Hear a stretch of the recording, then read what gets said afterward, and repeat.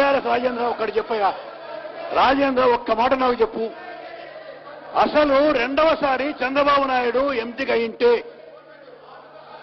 రెండవసారి చంద్రబాబు నాయుడు ముఖ్యమంత్రి అయినప్పుడు 99వ సంవత్సరంలో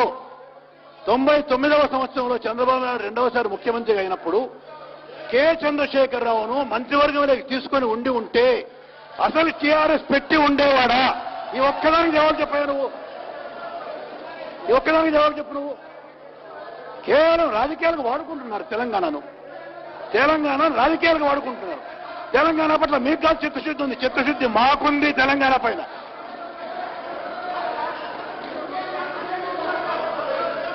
అసలు ఏందంటే మీరు మాట్లాడేది?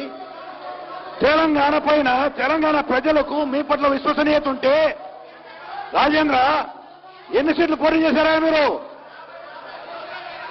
50 సీట్లు పోటీ చేస్తే ఎన్ని సీట్లు గెలిచింది మీరు?